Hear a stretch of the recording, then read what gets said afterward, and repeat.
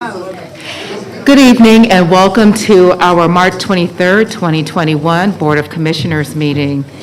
Today we have with us for our invocation Pastor Matt Petty with Burton Hickory Baptist Church. He will be followed with Deputy Burson, who will provide our pledge. If you are willing, please stand.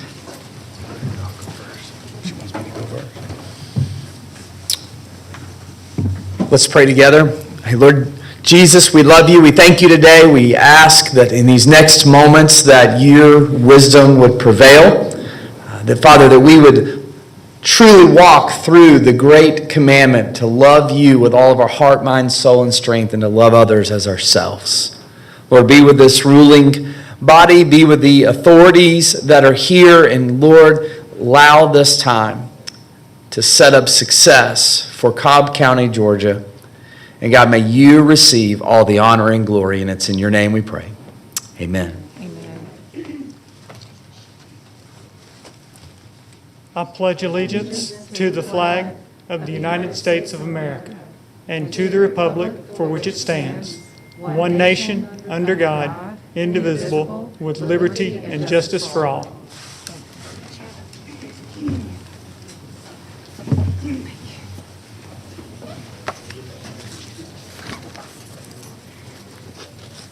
Thank you. Our meeting is now called to order. As has been customary for our meetings at the top of the year, we have had a COVID update provided by Cobb Douglas Public Health. So bear with us while we get them queued up for today's presentation. Good evening. Dr. Memark and I are here. Let me share my screen, and she's going to lead off. Good morning, or it's no longer morning, good evening. Long day, I'm sure. All the days run together. Hi, Dr. Memark. Hey, good evening. Thanks for having us tonight to give you our COVID update tonight. So we'll start off with our general numbers and the state of COVID in our county right now. So as always, we start off with our general numbers with over 72,784 cases of both the PCR and antigens. Per 100,000, that puts us at about 244 cases per 100,000. Those of you that are following, we have kind of plateaued at this number in the mid twos, about 200s. And remember, that is about 2.5 times higher than what is considered to be high transmission. So anything over 100 cases per 100,000 is still considered to be high. When you see that epi curve on the right, you can see that the tremendous surge that we had in January, and then how it's kind of slowed its slope a little bit as we've entered into March and now at the end of March. Next slide, please. And when you look at the positivity rates of folks that are getting tested, it's at about 5.3%, and that's pretty good. Remember, the 10% mark of tests that come back positive is a concerning number for us all. So we watch that pretty carefully, but right now that's holding pretty steady. Next slide, please. When you look at the number of deaths that we've had, we've continued to have deaths that are trickling in, although it is slowing down. When you look at the number that we have here at 891 people that we have lost to COVID in the county, when you add in the antigen numbers, which are those tests that we get back quicker, about 30 minutes, that actually puts us at about 965 deaths in Cobb County. And so a lot of lives have been lost. It has been slowing down. We did have some that came in from the weekend and early this week. Next, please. And this is just to remind you of what we've been seeing. And so we have seen the transmission rate has been continued to be high, but has leveled a little bit, and positivity remains about 5.3%. Hospitalizations are fluctuating a little bit at this point. This last few days, we've seen kind of a tiny uptick that we're watching very carefully, but it does seem to fluctuate. But it has not been steadily going down. So we're watching that very closely. And we have had a lot more contacts and cases that have been reported to us. And so we're definitely watching that right now. Next slide, please. So this is the topic of the day is that the stage of our pandemic is the variants. And so we have multiple variants that we're keeping an eye on throughout the nation and here in Georgia. Georgia has been reported to have multiple variants that have arrived. And so the largest one that we have is the B117 UK variant. And so we have 351 cases throughout the state for that one. And then we also have the P1, the Brazilian variant that has arrived in Georgia, and the B351 South African variant. We're up to 15 cases. There are some of the California variant as well. It's unknown kind of the impact of the California variant, but we definitely are seeing a rise in the number of variants. Remember, right now, it is estimated only about 2% of tests are being sent for variants. We were kind of getting cases between 6 to 9 cases a week, and last week we received 17 cases of variants, and we're up to about 47 cases. I just got a few more that came in for Cobb County, and so that includes all the variants. There's 3 variants that we have that are being tracked. Next slide, please. And so the concern for the variants is that the contagiousness of the variants are thought to be increased compared to our normal COVID-19 that we see, that it spreads more quickly. And the UK variant, there is some data to suggest that it is associated with increased risk of death. So this is quite concerning for us because as we are trying to get these vaccines out, we also have variants that are trying to take hold within our communities. The good news is so far, it looks like that antibodies that are produced after the vaccines are helping against the variants. And so there's more data that needs to be collected. This virus is very smart and changes on us. But right now, there does seem to be some effectiveness in antibodies that are produced. Next slide, please. We continue to have testing in different areas and want to make sure everybody knew that. We have multiple areas that offer free testing options, and we have the Mako testing in Jim Miller Park that does collect insurance, but it is there's no cost to you, and it is still, if you don't have insurance, it's still free. Test results are coming around very quickly. So remember, I was on a couple of calls today that allergy season is upon us. And so it's very difficult to tell the difference between allergies and whether you have COVID. And so, first of all, if you are been in contact with somebody that has COVID and you develop symptoms, there's a higher risk that you could be having COVID-19. And on the other hand, if you are like my son who starts sneezing the second he wakes up and then takes his allergy medicine and then it goes away, there's probably a better chance that you have COVID-19. And I mean, not COVID, you have allergies, not COVID-19. And if you're missing some of the other symptoms that we know come with COVID. So this is a difficult time it's going to get a little bit murkier about how to tell the difference between COVID and allergies. So please use your best discretion on that. And if you're having symptoms, try to stay away from folks to be on the safe side. Next slide, please. So vaccines. So we continue to roll out the vaccines, and we anticipate at the end of this month, and that's just next week, and early next month, we should see a really big increase in vaccines that are coming to the state of Georgia. So we've done over 3.2 million in the state, and in Cobb County, 182,000 vaccines have been given thus far. We're all trying to migrate over to the state system for appointments, and you see the website right there. You can go ahead and log on and go for appointments. So for us at Cobb and Douglas, we will be releasing some appointments sometime tomorrow, and we always make sure we have the vaccine that's coming to us before we release any appointments because we don't want to cancel on folks. So we'll release appointments for next week, and you'll be able to do that sometime tomorrow. But you can also go to that site and choose any site. There's mass vaccination sites that'll be at Lake Point, and I heard Mercedes-Benz has a lot. They're doing probably at least 6 to 7 times more than we do daily. They're doing a big push right now to do over 6,000 vaccines a day for a few weeks. So definitely some availability there as well. Next slide, please. So you can see over our Cobb and Douglas site. I hope many of you have come to see us. We've done over 43,000 vaccines over there, and we been trying to work with Cobb seniors mostly, and We have new appointments every week that are opening up. And so we had a very successful vaccination effort with our Cobb schools and did very well with that, and have another one coming up this Friday as well. And so look forward to vaccinating as many of our folks as we can. Next slide, please.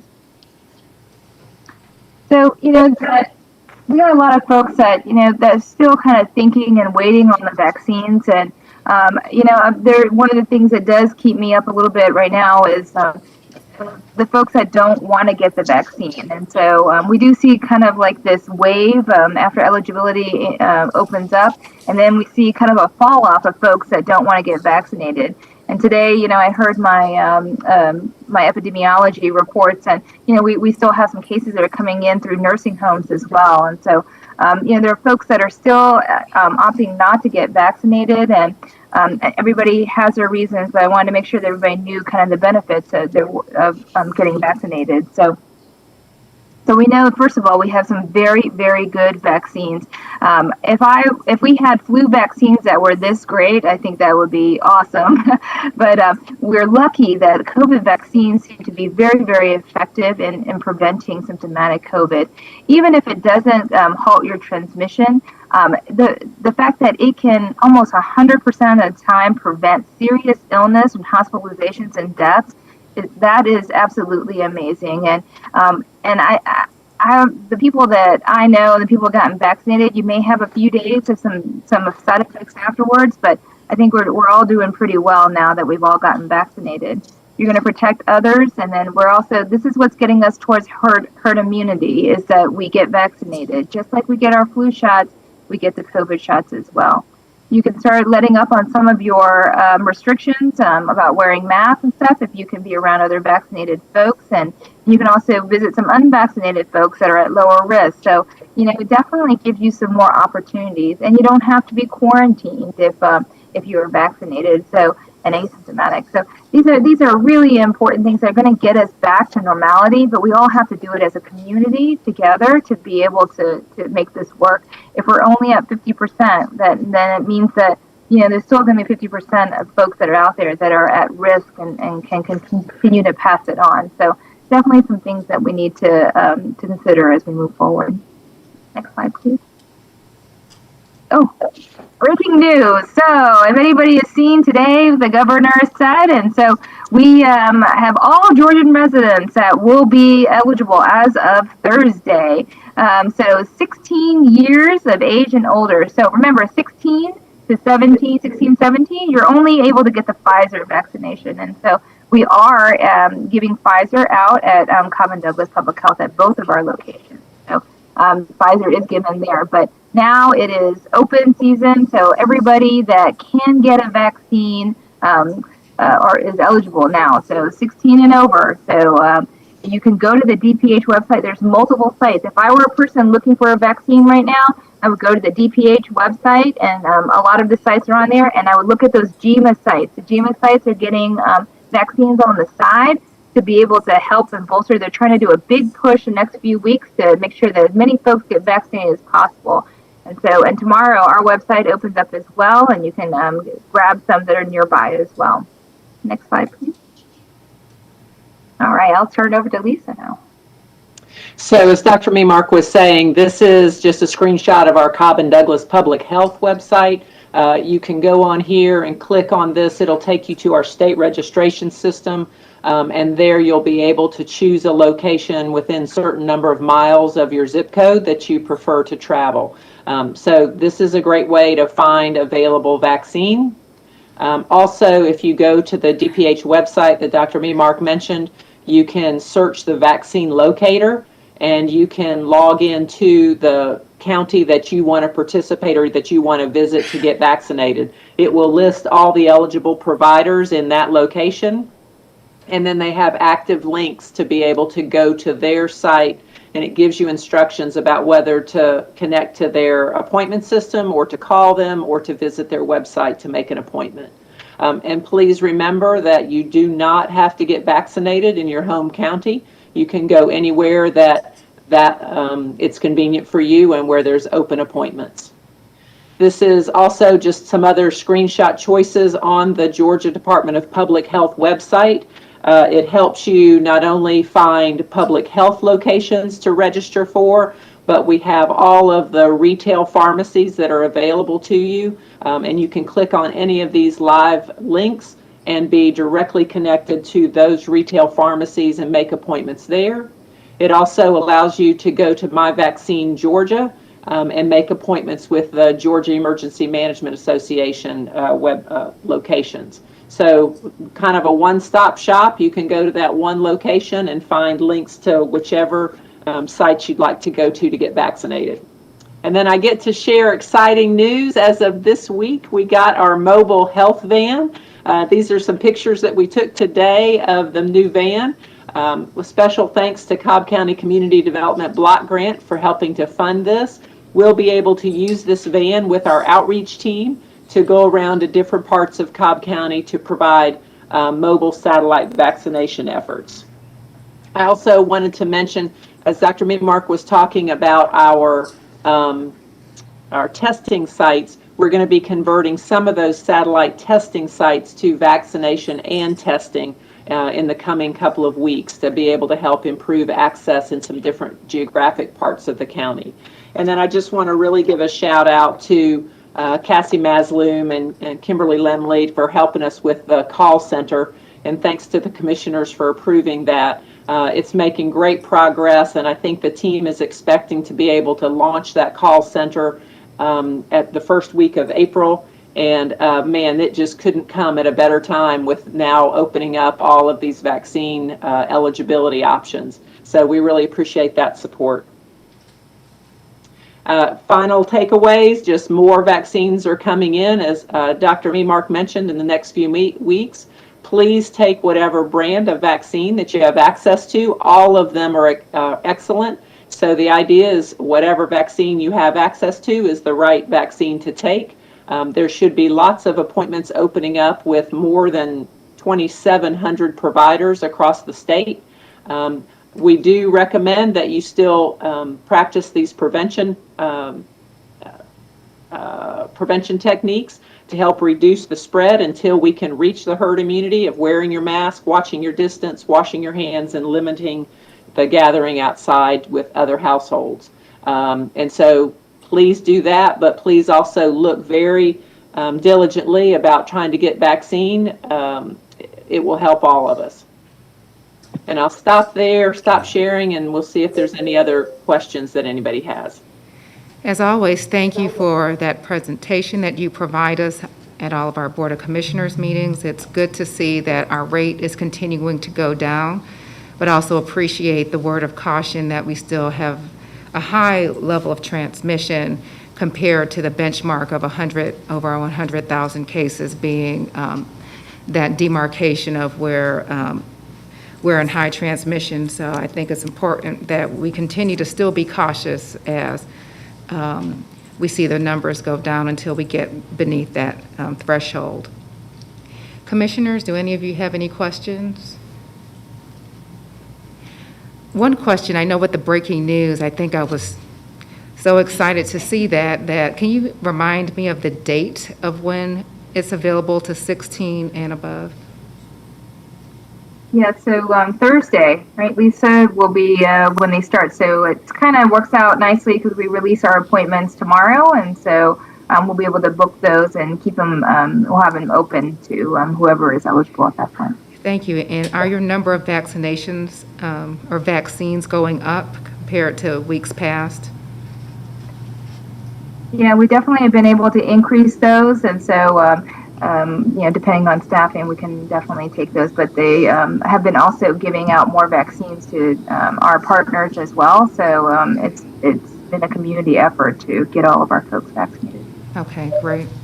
Well, thank you again. We appreciate your time, again, every Board of Commissioners meeting. And ask for the public to continue to exercise caution with the points that they shared about wearing your mask, keeping your distance, limiting your time outside of the home with social gatherings, and we hopefully will continue to see these numbers go down. Thank you, Dr. Memark. Absolutely. Thank you, Lisa. Thank you so much. You're welcome. All right, with that, we're going to move into our next agenda item. We have a public hearing with the DOT on an expenditure of more than $100,000. Yes, ma'am. Good evening, Good Chairwoman and evening. Commissioners. I would like to request that the Board of Commissioners conduct a public hearing prior to expending more than the $100,000 for Department of Transportation Program Management Services to include the 2022 SPLOST Transportation Improvements Program, Limited General Engineering Services, individual major infrastructure projects, transit programs, and airport programs. The scope of this work for this program management services includes program management assistance, pre-construction services, right-of-way services, and construction management. Thank you. With that, with this public hearing, anybody can speak with respect to this particular agenda item for 3 minutes. We'll allow an unlimited number of speakers at this time. So I'll declare this public hearing open, and if you would like to speak to this, please feel free to come to the front and address the board. All right. Not seeing any takers, we'll go ahead and declare this public hearing closed. Okay, thank you, Thank ma'am. you.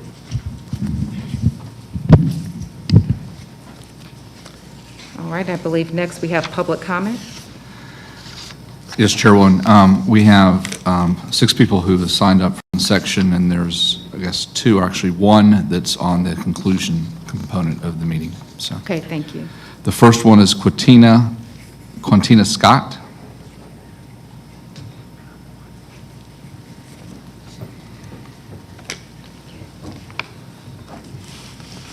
Thank you. For all of our speakers, just a reminder to share your name again when you come up.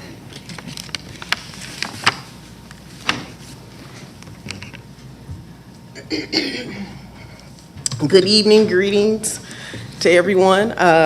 Want to thank Commissioner Lisa Cupid for coming to the Renters Summit this past weekend, and also Monique Sheffield. Thank you for attending as well. Thank you for your community involvement and showing your willingness to care for the community and participate and be there.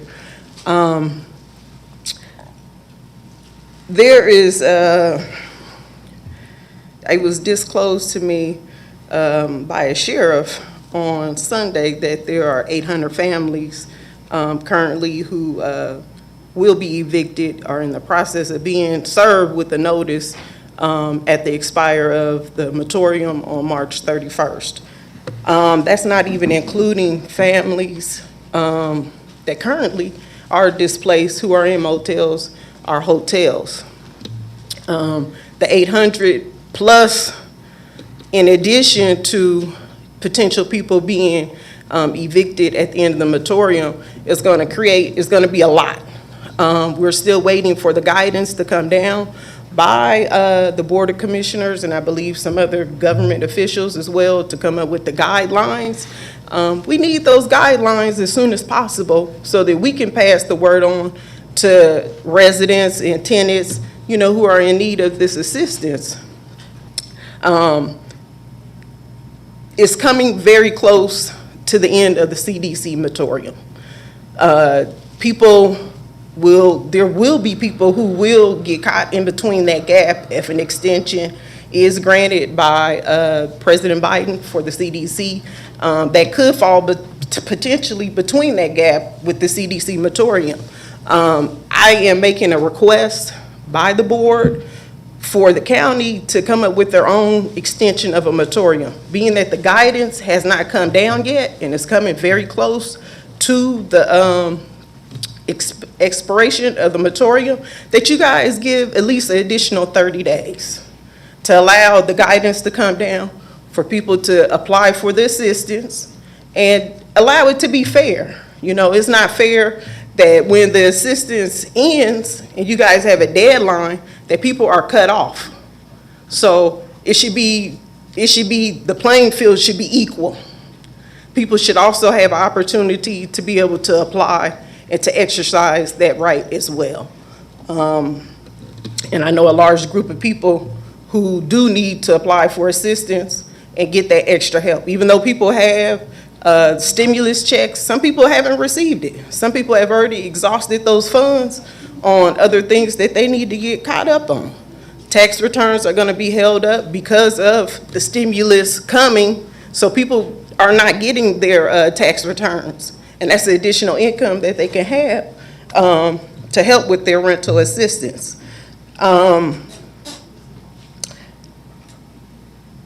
It would be nice for the county to look into some of these properties that are being sold. If other investors can look into it, the county can look into it for possible affordable housing for people to have. Some of these units consist of 400 units, 500, and are pretty large.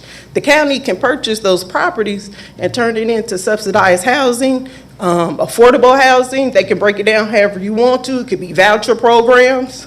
And that money, can come from the city, as well as some of the money that is being used for this rental assistance. It could be helped to fund that, to get people started and get them going.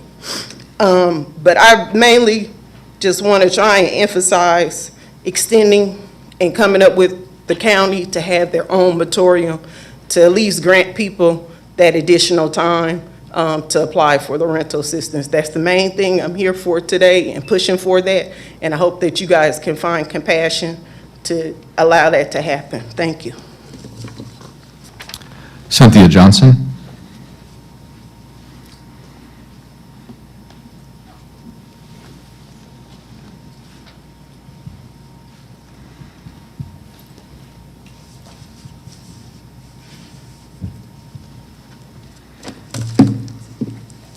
Good afternoon, Chairman, Chairwoman Cupid, and Commissioners.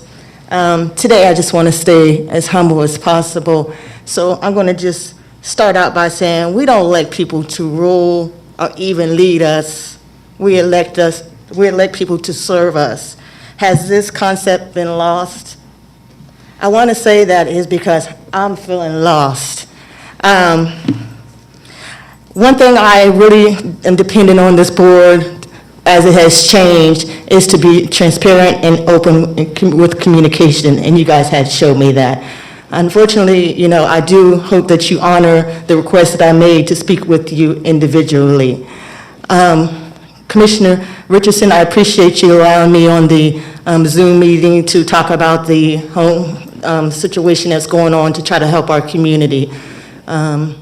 Chairwoman Cupid and Commissioner Sheffield, I appreciate you guys being out in the public and showing your face and showing that you care. The other commissioners, I haven't seen you, but I know you're doing your part as well. I'm here just to say that I'm just here to give some little solutions and hope that you guys think about things that maybe we can change to try to help our community. I know for one, as you guys know with my situation, that I've been trying to find housing myself, and it's extremely been hard. I had brought just a list just to show you.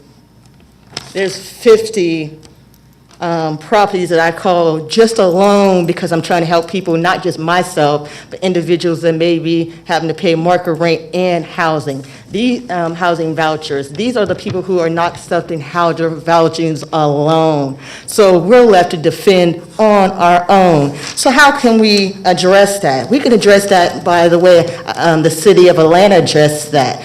You guys know about the discrimination. You can't discriminate on base of race and religion and things like that. Well, they added an ordinance that you can't discriminate based on income. And this will allow the landlords not to be able to refuse these tenants that are receiving vouchers just because they feel like they may not have the income to support them. We are leading, there's 3 times, you have to have 3 times the rent amount just to get in a place. An application I applied not too long ago, it was gonna cost me $100 per adult in my home, and there's 3 of us, and that's not even saying if I'm gonna be accepted or not.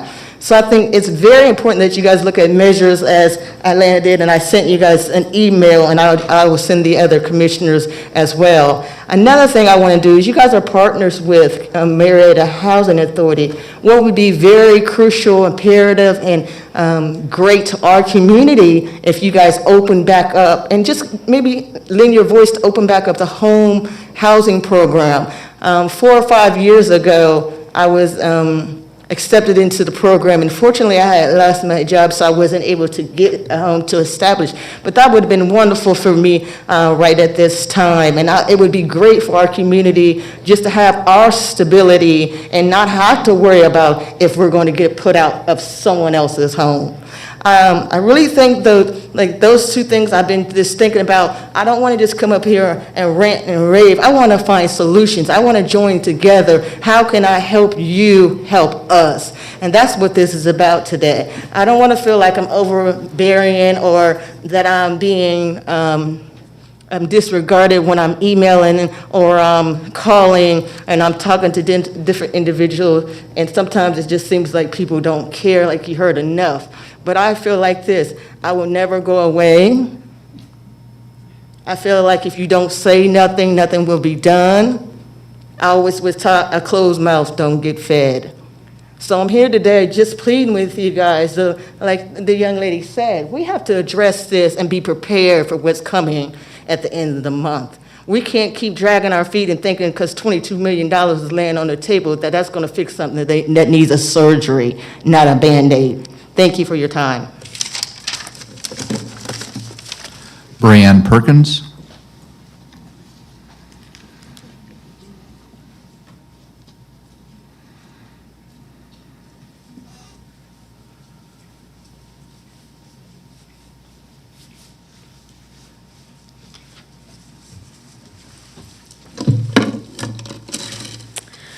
Good evening. My name is Brianne Perkins, and I'm representing Thrive and Riverside Renters Association today. I would like to first thank you, Chairwoman Cupid and Commissioner Sheffield, Sheriff Owens, Major Fisher, and Major Gaynor for attending Thrive and Riverside Renters' Rights Summit this past Sunday. I know you all have busy schedules and took time away from your family to come out and support the summit and listen to residents. We appreciate that. The rental assistance that is provided by county will be a Band-Aid fix and not the only solution. To combat the housing crisis, we will continue to ask for long-term solutions and partner where we are needed. We host resource Zoom meetings the third Sunday of every month. We will also host another summit in the Osborne area in May. I want to take this time to say that Cobb County School District has open registration for kindergarten as well, and that spring break is upcoming during April 5th through the April 9th. Thank you and have a great evening. Helen Riley.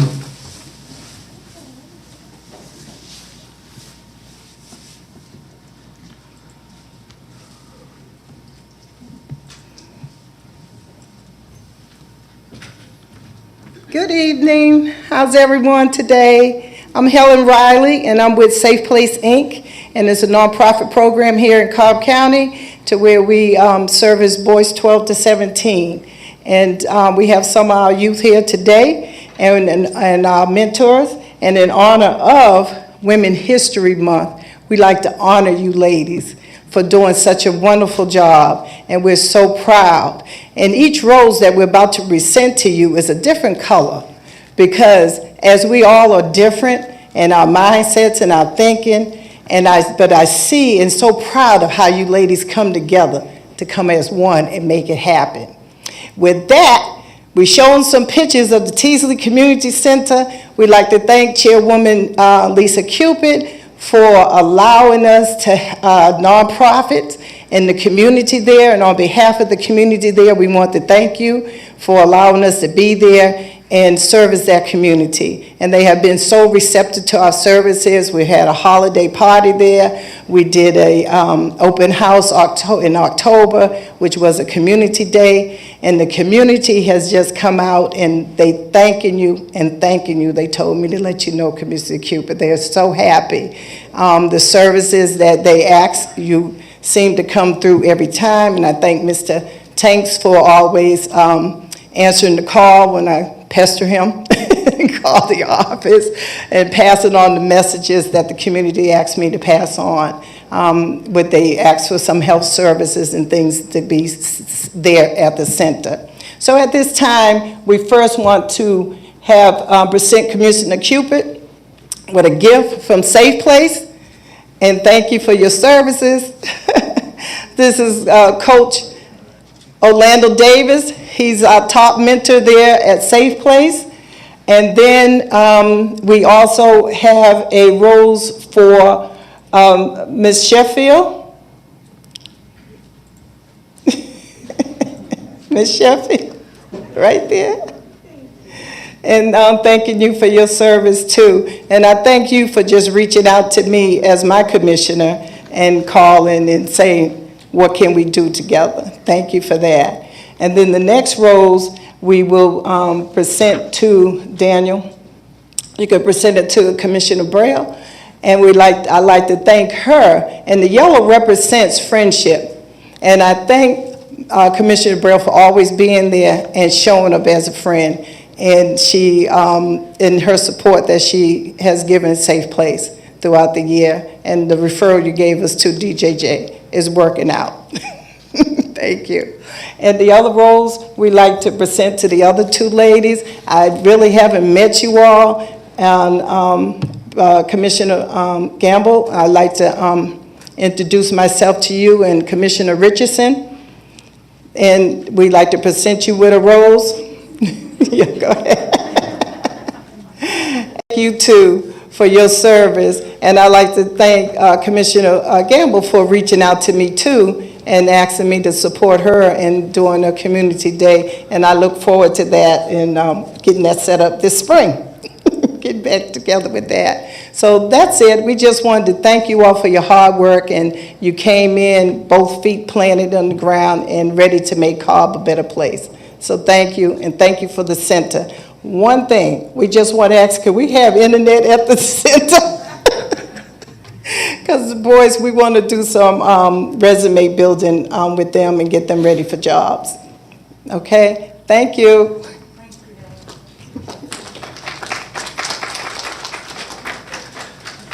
Denise Stroman.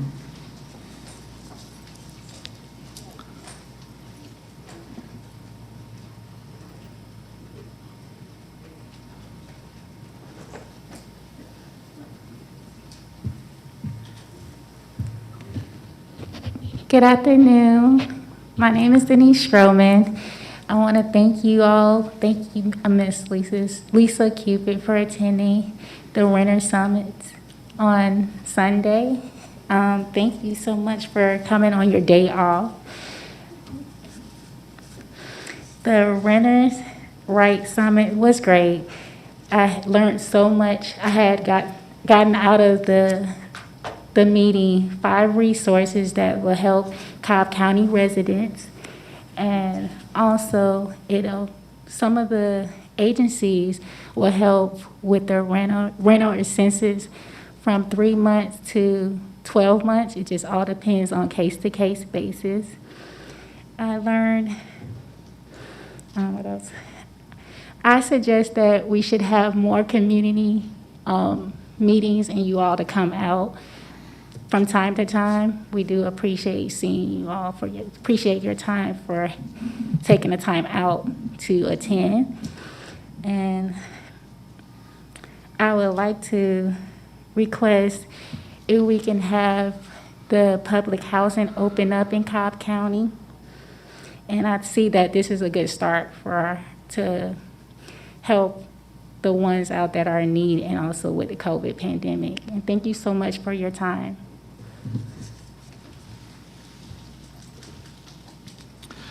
Jeff Souther.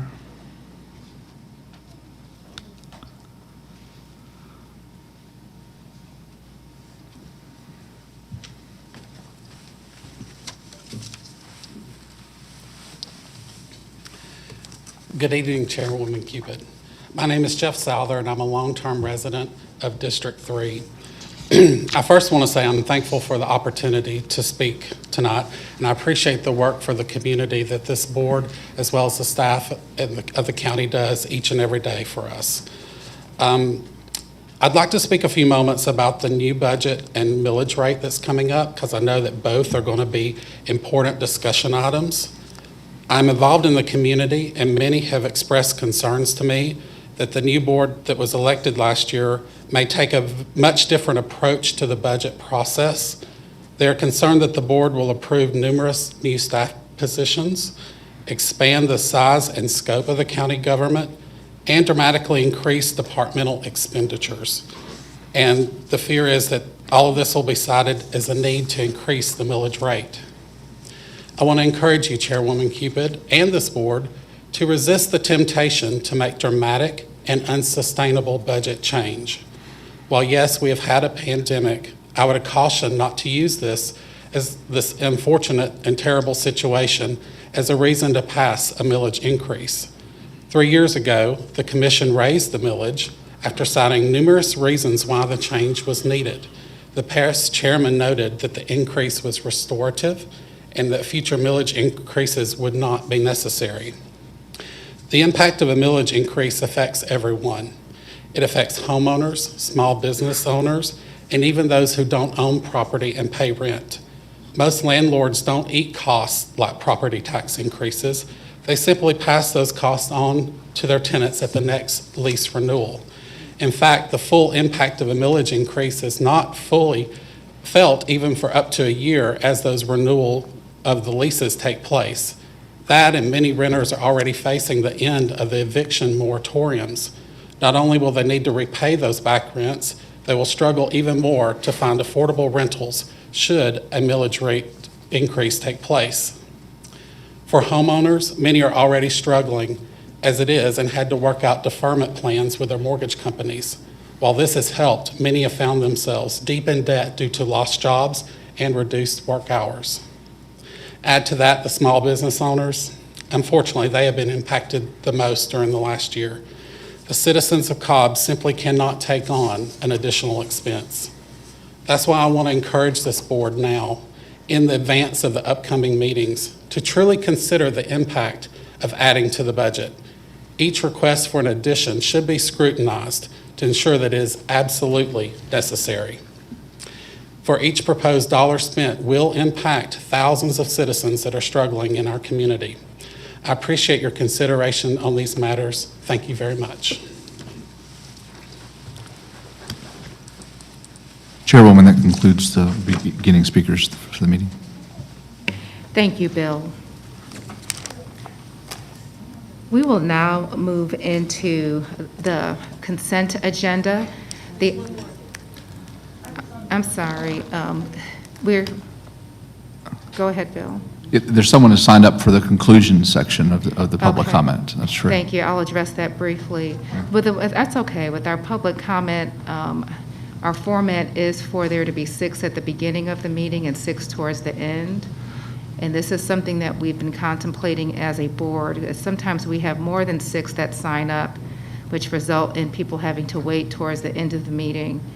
And out of a desire to not give preference for some occasions other than others, it's been the desire of this board to stick to that format. So I apologize if there's anyone that's here that's going to have to wait for the second public comment. Yeah. Okay. With that, we're going to move into our consent agenda. Prior to the meeting, we've had the items on our consent agenda scrolling. And so hopefully you've been able to view those.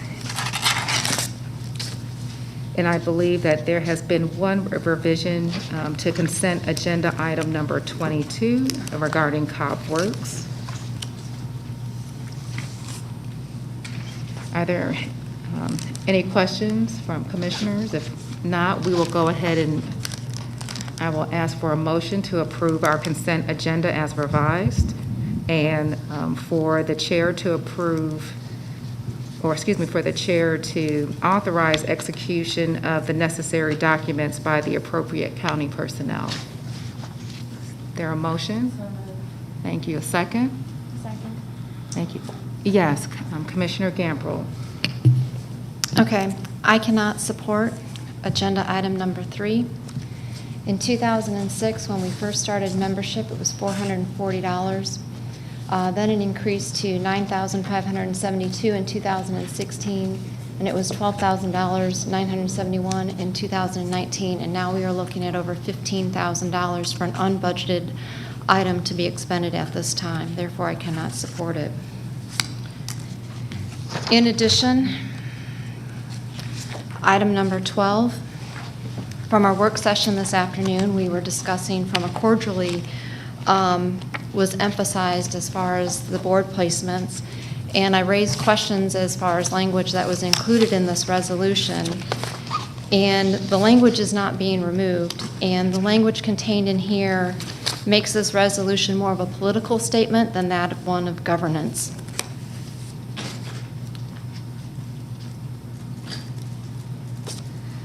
Does that conclude your comments? Okay, thank you. Yes, Commissioner Burrow. And also per our discussion at agenda prep yesterday on item number 3, Yes.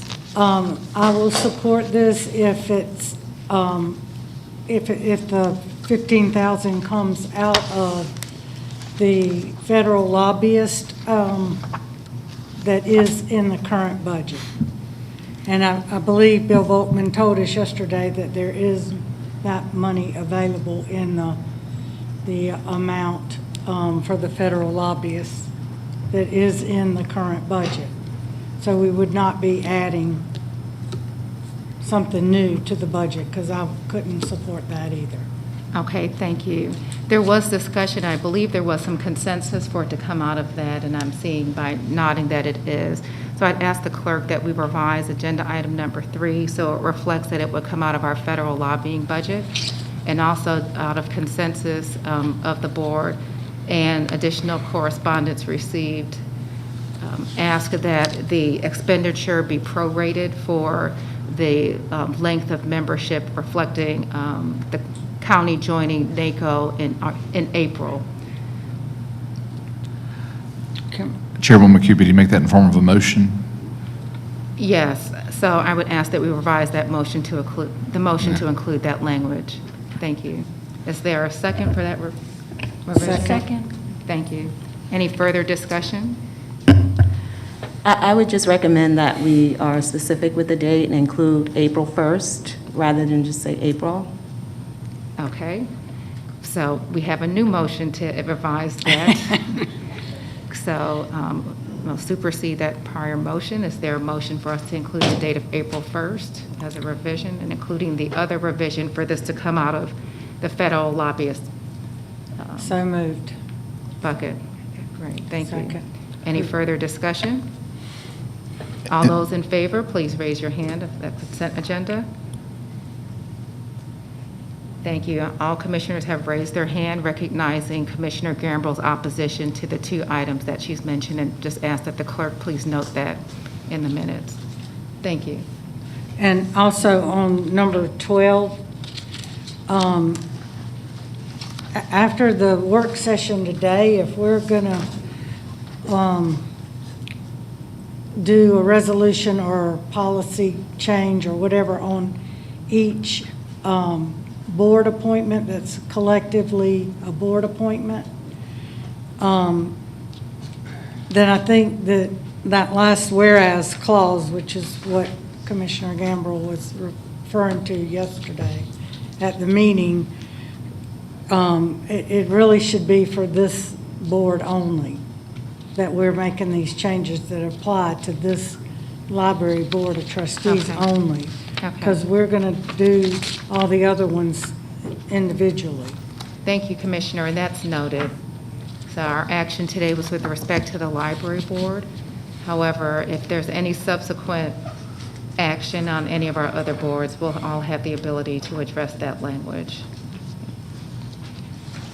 Okay, with that, we are moving into our regular agenda. The first agenda item that we have is from probate court. And I understand that this item too has been revised. Do we vote on the whole consent agenda? Okay. Good evening. Thought we were adding. Yes, yes. Okay. As I understand it, it's been revised. Sorry. Okay. So due to a misunderstanding on my part, which I will own at this point, I had a two-part agenda item that is now a one-part agenda item that will be presented in two parts over two meetings. Oh, thank you. I've got that. Thank you. So we are in the probate court. We are implementing a computer system that will spread countywide throughout the unified case management system for the court and related entities, including the sheriff and various agencies. Probate court is going first. We have 25 people on any given day, as we were informed in a meeting last evening. We will need 8 of those people dedicated to testing and implementation and development over the next 11 months and 4 days, approximately. And I'm looking at Kimberly for all of the assistance and support. But so at any given time, taking a third of our staff away to dedicate to development of information, implementation, testing, and then rollout is obviously more than we can do. You guys wouldn't have a quorum if we took a third of your folks. So we are looking for 3 positions in our office. 2 of them are temporary in order to meet the necessary effect of the rollout. One of them is expected to be permanent because of the expected ongoing demand. We will bring that back before the board during the budget process in the normal course of things as an ongoing position as well as part of our budget. Additionally, we have essentially a borrowed system analyst from IS. They're giving us one of their best and their brightest. And we then are asking for a position because they can't spare that one without getting a replacement. And I told you I can multitask. And they will then refill Ralph's position in order to allow us to have him mostly full-time embedded with us to maximize effectiveness of that implementation. So in exchange for the 8 that we're losing, we have calculated that we can get by with those 3 people and the computer person as a minimum replacement value, and that is what we are asking for from the board at this point in time. Thank you. Is there a motion to approve this agenda item? So moved. A second? Second. Any further discussion? Yes. Yes, go ahead, Commissioner. So, Judge, I definitely appreciate all of the proactiveness that you're taking with this particular item, and of course, working to find some innovative solutions to try to make this happen.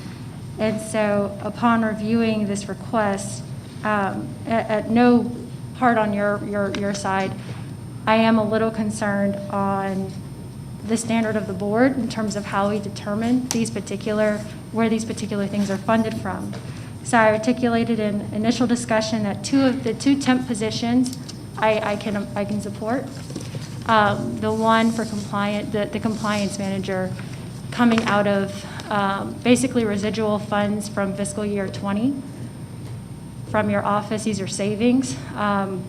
That's not a standard practice by our county in terms of the other departments, but I did learn today that for constitutional officers, we've made an exception as a part of a kind of normal or just a word by word in previous board representation. So I'm looking for consistency. And so because I'm not seeing that consistency, I would request that this is amended to support the 2 temp hires and that the compliance manager be rolled into a separate conversation.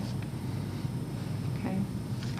So there was a motion and a second. Is there interest from the board to make modification to the motion in light of what Commissioner Richardson shared? Yes, Commissioner? Well, that was discussion. The motion hasn't been amended Right. yet. Correct, yes, you did it. I'm just asking if there's Well, consideration.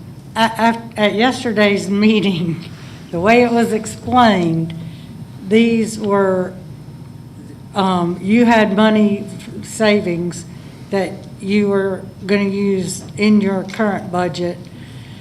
CARES Act money was being provided for other positions, court-related, COVID-related, and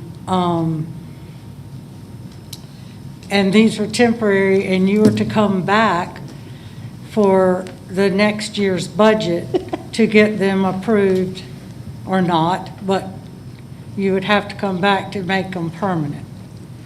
And we know the unified court system person is necessary to start that process. And the system was being funded by SPLOST, but we can't use that for personnel and operations. So that's the reasoning there. So I'm a little confused as to why you reduced the request here when what was presented yesterday, I guess you didn't have everybody's support, but you had my support for that, because it's temporary CARES Act money and it's not impacting the general fund, and it's not permanent. It has to come back to us for the next budget. So I'm just a little confused as to, first of all, why we're changing what was presented yesterday, but second of all, why we're now amending what was amended this afternoon again. So what, I mean, Just for why is there a clarification. problem with this? Let me just clarify, Commissioner Burrow, that I'm just asking if the board wanted to weigh what Commissioner Richardson shared. There's not an amendment yet that's been put forward as a form of a motion. So don't feel that we're necessarily trending down that as much as I'm asking for us to consider what she stated. And I can add some more clarity if there's questions on that. So the normal way in which, and I know budget is, or finance is here as well to address some additional questions, but the 2 temp positions, so there are the 3 hires and then there are the additional 4 that would come from CARES. The 2 of those 3 are temporary positions. One of those 3 is anticipated to become a permanent position. The 2 temporary positions are accommodated by a fiscal year budgetary accommodation from IS. So these are residual funds, but we're within the same fiscal No, they're year. her budget. They're from Well, her. I thought that was the compliance one. The application So which- support analyst position is from savings from our FY '21 budget. So the compliance one is from IS. It is, the compliance is from Judge Walks, Right, so then what about the 2 temporary positions? from Judge Walks. So all 3 are from you? Okay. So which ones are IS? Just the one application support analyst position. One application support analyst 2 position, grade 23.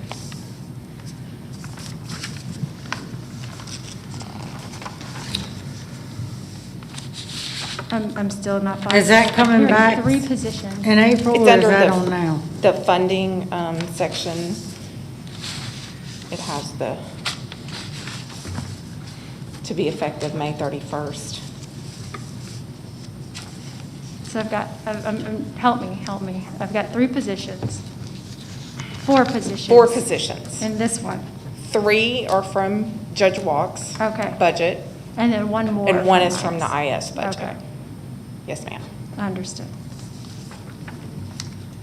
Are there additional? Yes, Commissioner Gambrill.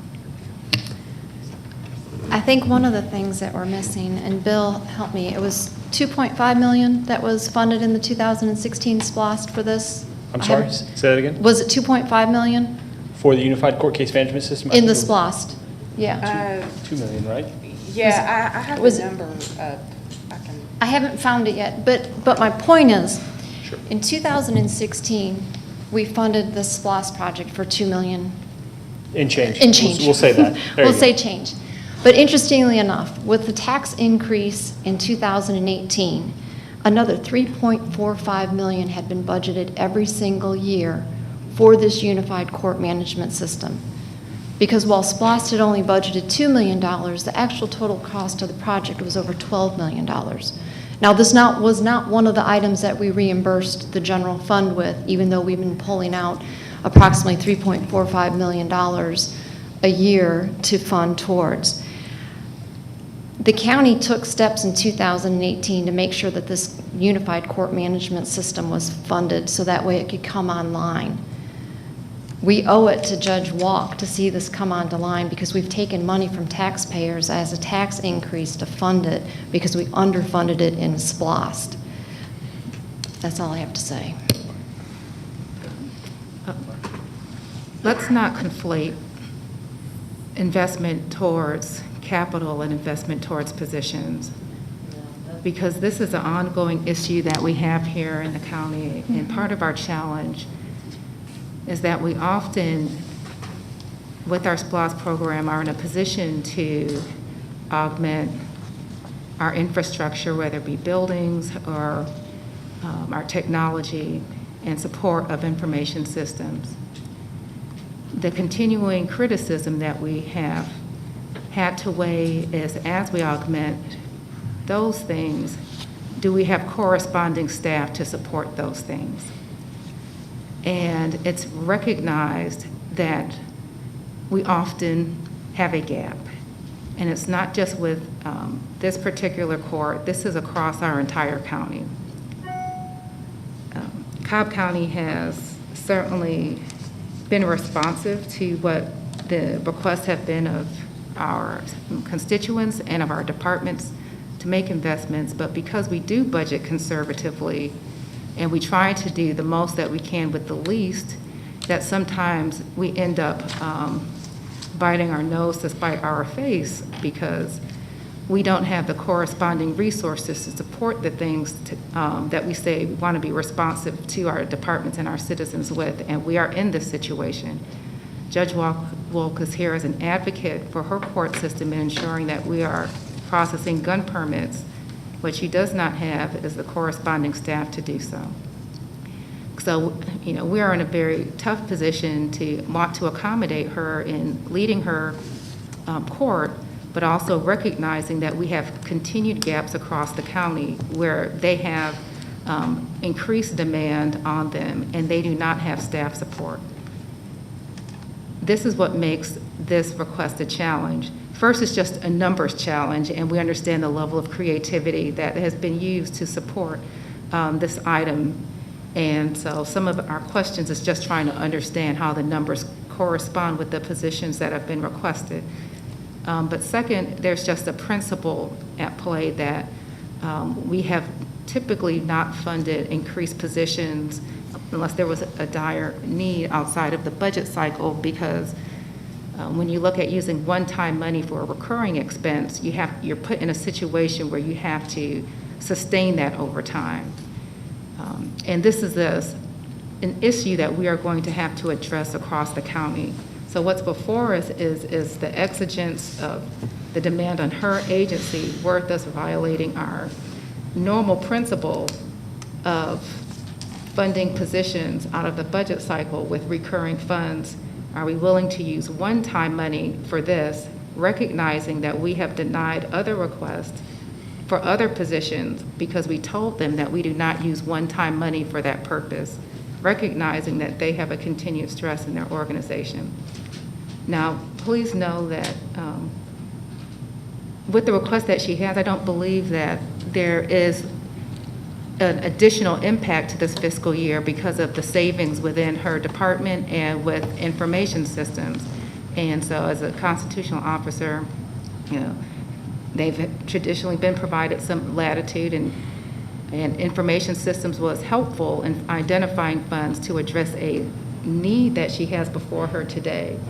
And so if we do not support this motion, we are going to impede her ability to address the current need that she has within her court. And so recognizing it is in contrast to what we have told other departments, and it's in contrast to what we do principally. She has a need placed on her organization, and she has been able to meet with existing funds without placing additional burden on this year's budget. And that's the request that's before us today, is to consider that and for us to look at the additional CARES funded positions, hopefully at our next Board of Commissioners meeting. But for today, there's no fiscal impact beyond budgeted for this year. And then next year, we will have to come back and decide as a board when we consider fiscal year 22, do we want to continue to fund these? And I would just like to make a little bit of a change to what I was sharing earlier. So with the 3 that would be with your office, I was more keen on supporting the 2 temporary positions and then the 1 that's being supported by IS. And it's only because of the principle of the fund balance going towards, because it's savings within your respective area, but it's also savings from last year, which traditionally, we didn't allow that for we don't allow that for other departments, but like I said, learned today that that's something that we do for constitutional officers. Yeah. And I'm here as an advocate for my department. Mr. Rowling is your advisor. I'll let him speak to the requirements for constitutional officers and their funding in that capacity. I don't want to overstep, but that is why we are aware that we're bringing something to the table to try and make this happen for our department, as well as the out front court on this case management system, to make it successful in implementation. Because if it crashes and burns on the front end, it's not, we don't want it to be, because we don't have enough people in the smallest court. So. Thank you. And I see you, Commissioner Burrow. Just one point of clarification. We typically require very strong reason as to why we fund positions outside of the budget process. So I'm not going to say it doesn't happen and that it only happens for constitutional officers. We sometimes do provide additional positions when needed for our departments. It's just here, because we have been budgeting quite conservatively for the pandemic too, it's just we have not really been considering these requests that have come before us. And I understand we have a number of positions that are pending or have at least been requested from other departments, but I don't want it to be perceived that we don't ever do this, or we only are just considering constitutional officers. Commissioner Burrow. Yes, we have done this in the past for constitutional officers. And I remember when we did it at state court, and I believe we did it for the former sheriff over the years. I mean, in the 10 years I've been here, we haven't done it a lot, but we have done it at least twice that I recall. And again, these are temporary positions, they're being funded by the budget savings she already has in her current budget and temporary. So to make them permanent, the other requests we've received were for permanent positions that would have to be sustainable. But we're not committing to you keeping these for the next budget year, because you're going to have to come back and see where we are. Yes and no. I want to address what I believe is Commissioner Richardson's concern. We are asking for these to be 2-year temporary positions because of the estimated implementation schedule. Two of them. Two of them. Right, The, the unified code system. correct. And then the Installation. loaner, we'll just leave the loaner program on the side. The compliance one, I am considering it for this purpose, we need it now. If it weren't for the unified case management system, I would be bringing this as a normal budget item. I intend to bring this as part of my budget package in the normal budget, this position. But in the interest of full disclosure, I wanted you all to know that it's coming now because of the unified case management system and the additional demands. And this, just so that everybody understands, is not the projection that we had in 2016, 2017. This was a revamp due to some hardships in our court and issues with computers. It got accelerated. That's why we're doing this off time. And if this were something that we could have planned for the last 10 years, we would have done it different, 6 years, we would have done it differently. This was expedited in order to facilitate issues within the courts and our issues. So I fully intend to bring this compliance position as a position in the normal course of my budget ask, to make that clear to everybody. But we need it beginning next week when we start working with the vendors. So that's why it's coming up now. So, but my mom always told me, when the smarter people are behind you, let them speak. So I'm going to do that. Thank you. Are there additional comments from the board with respect to this revised agenda item that we have before us? I just want to make sure it's clear what was articulated here. They're not all temporary positions. There are only 2 temporary positions. The others are real positions that are expected to be a part of our normal budgeting cycle, but are being requested right now. So I just want to make sure everybody's clear. Right, but when, I guess, what I'm saying temporary is they're being approved now, but they still have to come back in July for when we approve the budget and millage to get approved. The other request that came to us as well had that same condition, where it would still have to come to the board to be approved, but we used a different standard to assess that. So I'm trying to be consistent or understand what we're doing, but that's fine. Yes. Okay, so we have a motion and a second on this. There's a pink motion sheet. and there's a second on, still as it stands, for the pink sheet that's been provided, which is the revised position for the 4 positions. Is there additional discussion on the motion as has been presented and seconded?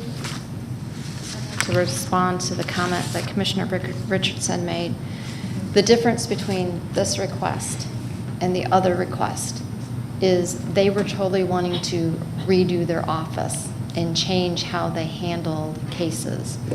Judge Walk has a need because of a capital asset that we approved and the voters approved to put in place, and it's going live sooner than expected. They had started talking, I'm understanding, correct me Kimberly if I'm wrong, in 2017 how this position was going to have to be funded. So we talk about kicking the can down the road. Well, it's here. I mean, she needs this. There's a distinct difference between the 2 requests. She's not restructuring her office to something different. She needs these to actually do a job that's coming on board now. Okay. And her court has been opened, it has not been closed. Yes, I just want to clarify that there are more than just one additional request for positions. There are a number of requests across the entire organization to address needs in the organization. So while we may be referring to another matter that was pulled, there are many more to come. So this is a tough situation the county is in, but this is a situation that the county is in. And know that, again, the need is there, but as Commissioner Richardson is also recognizing the need that Commissioner Granville is helping to identify, that This is going to open up, questions and requests from others that also have pressing need within their departments and organizations. Is there any additional discussion before we vote on this motion? Just for clarification, Judge, for the 4 positions, you already have that in your budget for all 4?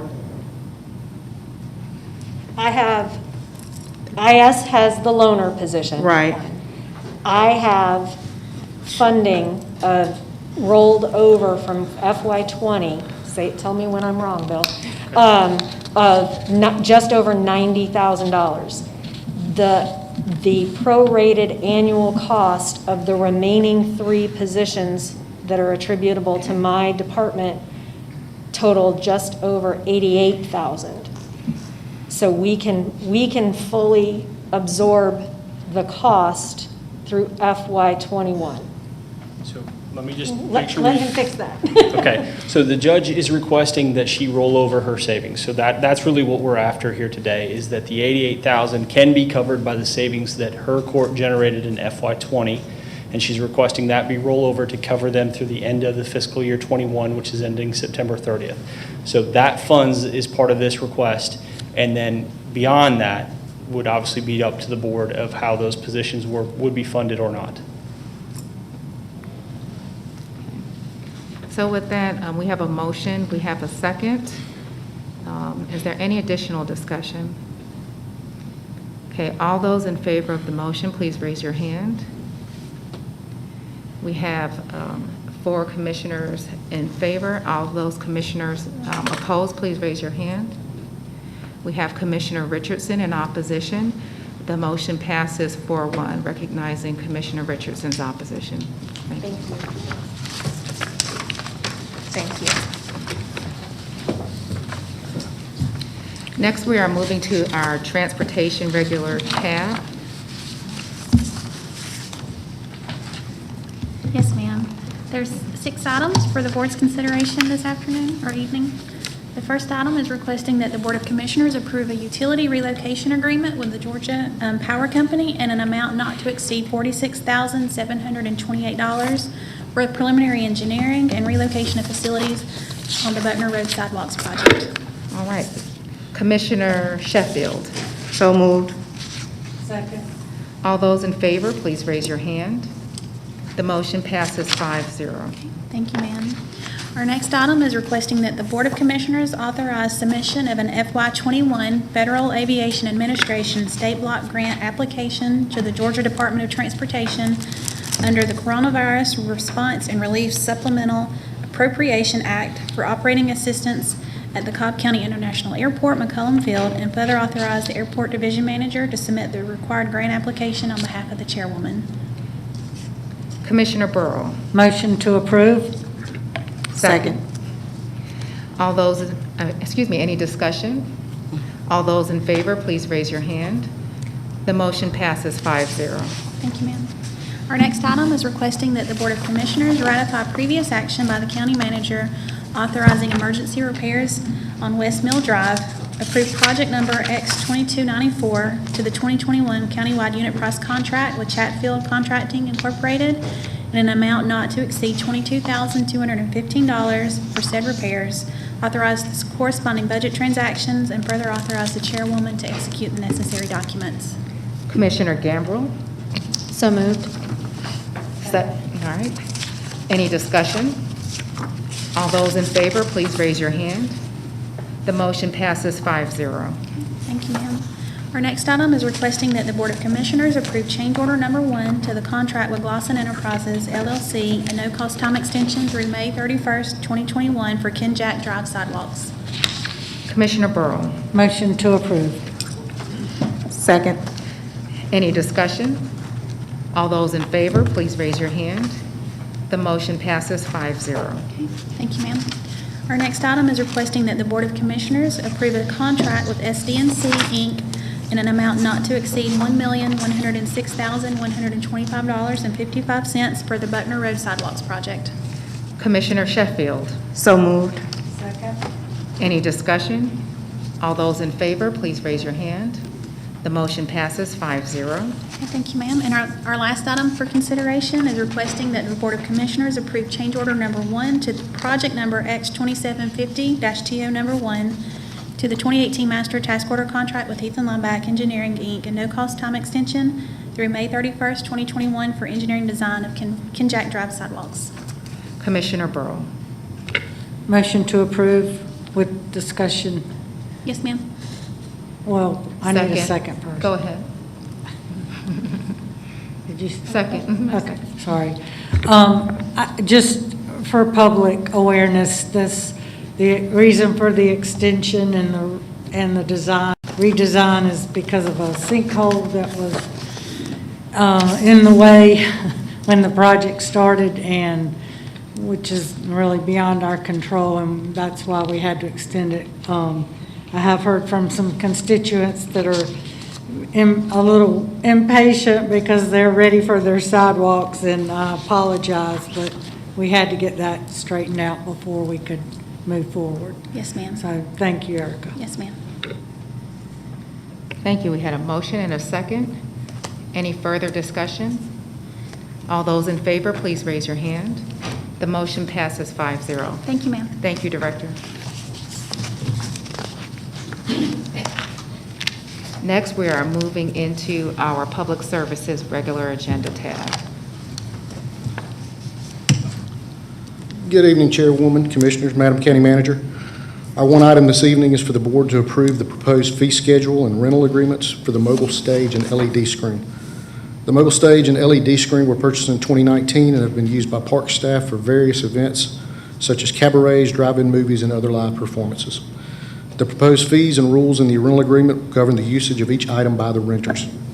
The proposed fees will also be added to our parks fee schedule, previously approved by the BOC in November 2017. We ask that the BOC approve the proposed fees and rental agreements for the mobile stage and LED screen. All right. I move that we approve this agenda item as presented. Is there a second? All right. Any further discussion? All those in favor, please raise your hand. The motion passes 5-0. Thank you. Thank you.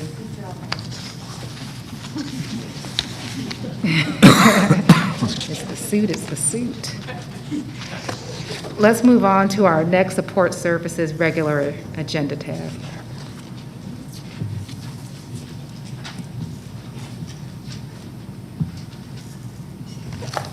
Excuse me, give me one moment. I feel like I missed. We're not on Support Services yet. We're still under Public Services. However, it's being provided by you, Sharon. I have you here. It's just, you know what, it's tabbed wrong in my book. We're good. All of the books are split on the tab. It rolls over to the next one. Okay, we're just tabbed incorrectly. Come on. Yes, thank you. It's yours. Sorry. Okay. Good evening, Madam Chairwoman, Commissioners, County Manager. This item is in reference to county-owned property located at the northeast corner of Barrett Parkway and Macklin Road. The Property Advisory Commission recommends that the Board of Commissioners authorize a contract for the sale of approximately 1.384 acres of county surplus property located at the northeast corner of Barrett Parkway and Macklin Road to West Cobb Funeral Home and Crematoria, Inc., through the brokerage firm of McWhorter Realty Partners, LLC, for the price of $435,000, and upon the terms and conditions set forth in the agreement for purchase and sale, authorize the corresponding budget transactions, and further authorize the chairwoman to take such action and execute the necessary documents to implement the sale. Thank you. Commissioner Gambrell? So moved. Any further discussion? All those in favor, please raise your hand. The motion passes 5-0. Thank you. Thank you. Okay. Next, moving on to Finance.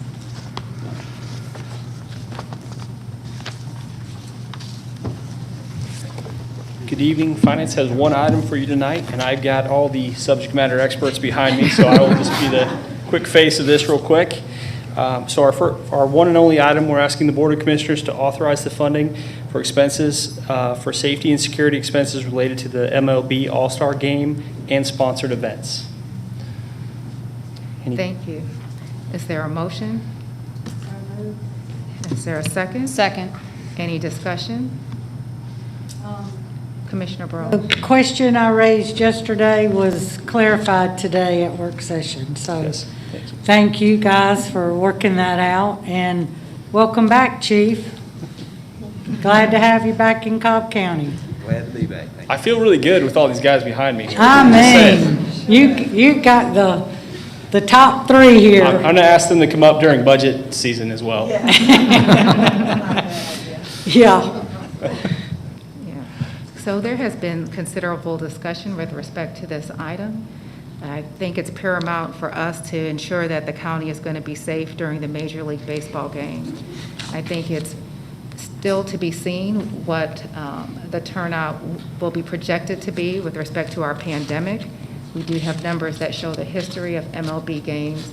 It's possible our return could be less than what has been the numbers provided for the past MLB games. But even if we look at 30% capacity based on the lowest number of 30 million, I still think that we come out ahead of the $2 million investment. And so I would ask the Board of Commissioners that we support this item because safety to us is paramount. And we're going to be not only on a national scene, but potentially an international scene with this event. And we just want to make sure that Cobb County is safe for our residents, for our visitors, and that we continue to maintain our brand of being a well-run county to the world with this event in the summer. So with that, there's been a motion, there's been a second. Is there any further discussion? All commissioners, if you're in support, please raise your hand. The motion passes 5-0. Thank you.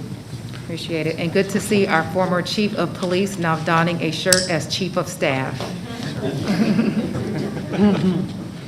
You too can come back to Cobb County as another employee. All right, so we have our second public comment, and it's 8:30. Oh no, am I speaking too quickly? We have appointments. How could I forget?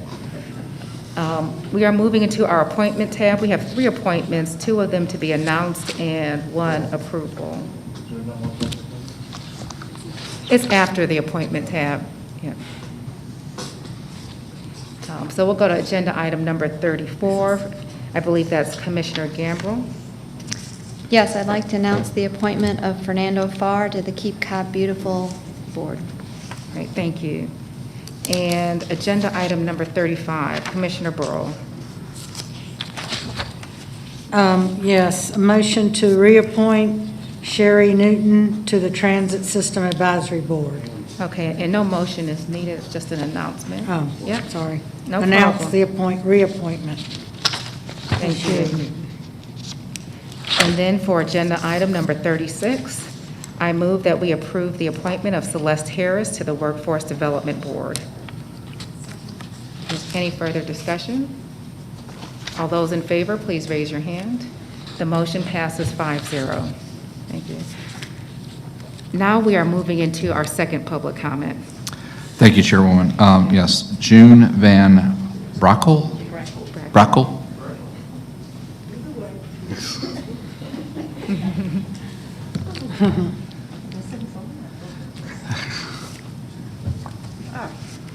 Well, Good evening. good evening. It seems that most of the issues that I raised, was planning to raise, has already been addressed by Dr. Memard and Lisa Kozman. However, the major issue of this, first of all, I want to thank the commissioners who have been nothing but friends and supporters of the Senior Citizens Council of Cobb County, including all of the staff. We were privileged this month to have Chairwoman Cupid to join us on Zoom. She gave us so much information. We have 5 pages of minutes and 10 points, and that's how much information she gave us about the various programs and projects that are happening in Cobb County, and we really thank you for that. I particularly want to thank Commissioner Gambrill and Commissioner Burrell for all their support over the years for the council, and we're looking forward to working with the new commissioners who are here. Our issue, and I mentioned it to Chairwoman Cupid, that we are trying to embark on a program, but my board is looking at me like, no, that's too much work. We're concerned about age-friendly essentials for living in, not in the country, but particularly in Cobb County, and with transportation and fair housing and affordable housing and all those things. But tonight I want to talk particularly about how we communicate with seniors. And the issue that I was going to address, as I said, has already been addressed by Dr. Mimar and Lisa Gosman, and that was how the rollout of the COVID vaccine came about. We were really concerned that I think is a misnomer, a misunderstanding, that seniors in general are that tech savvy. And even though some of us who are tech savvy a little, that is not our primary method of learning and understanding. And the Pew Project says that tech savvy depends on economics, health, and education. And they have found that from the years, you're only dealing with the 65 and up, because most 55 to 65-year-olds are generally working in this day and time. They have found that even though those who are between 65 and 75, they still communicate mostly by phone in social settings. Those who are 75 and over, they do not even have access to a computer, or if they do, they have to call someone to help them to do something if something goes wrong. So the issue came down to how are they getting to get this information about this pandemic that we have? How it's being relayed to them? Our board was extremely concerned about how people who were shut in, how people who get Meals on Wheels, who the reason they're getting Meals on Wheels is because they can't get out or do the normal things of work. So those are some of the major issues that we saw as far as communications are concerned. We found that even on my board, and I know they're listening right now, that I have to send them 2 and 3 emails sometimes to get to the point that we want to get to, because they'll read half of it or something comes up and something else happens. So we're dealing with 97,000 people in Cobb County who are 65 and over. And how do we get them to be a part socially? And the majority of them are women who are either divorced, widowed, or otherwise, and most of them are not that healthy. So they don't get out and socialize, and especially in the pandemic era, we really don't have that. So we wanted to try to explore some of the things that can be done to see how we can communicate them. And most of the time, I still send out a notice, or make, like I gave all of you all a packet about what I was going to talk about today, something changed since we heard from the doctor from the Public Health Department. So we want to really figure out how we can communicate with them better. I found out about COVID from a friend in Florida. I got my shot in early February. I'm sorry. I was your one of the time- first ones. I'm sorry, your time has run. I'm sorry. It's okay. That's okay. I'll come back next week. We'll plan to see you, but thank you for leaving the packet. Okay, thank you. That was the fastest 3 minutes. 5 minutes, okay. Thanks very much. Thank you. That timer's up there. That's all the speakers for the second section, I'm sorry. Okay, thank you. We are now moving into our Commissioner's Public Address, and we will start with Commissioner Gambrill. Thank you. We'd like you to join our Cobb County Water System and the Cobb County Extension for a 4-part series to learn about one of our most valuable resources, water. Classes start in April. You can pre-register, and then you are eligible to pick up a program goodie bag from the Extension office. Each bag will include an indoor-outdoor water kit. You will also receive pickup instructions once registered. For more information, you can call Hallie at 770-528-4070. Next, our UGA Forage Extension Team presents Grass Masters Spotlight Series, the Forage Quality and Management in Equine Diets, on Tuesday, March 30th from 6:30 to 7:30 p.m. Speakers are Carol Knight from the UGA Forage Extension Team and Dr. Kylie Jo Duberstein from UGA Associate Professor of Equine Science. You can register by visiting theextension.uga.edu.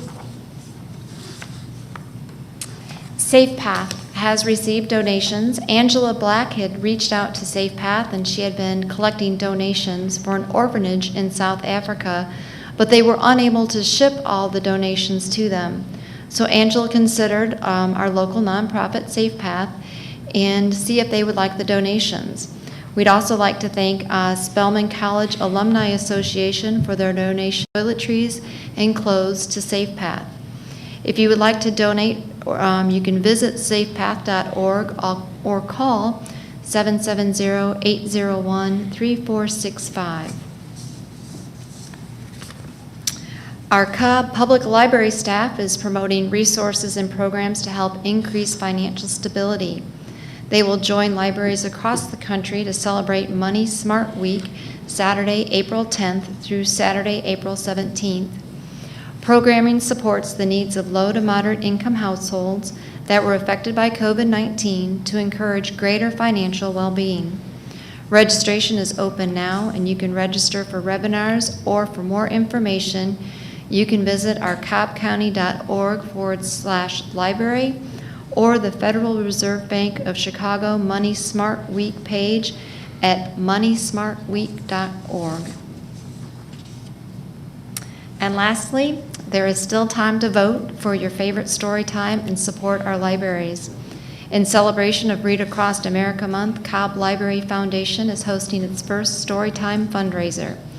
You can join the fun on facebook.com Cobb County Library every Tuesday, Thursday, and Saturday at noon to hear a story.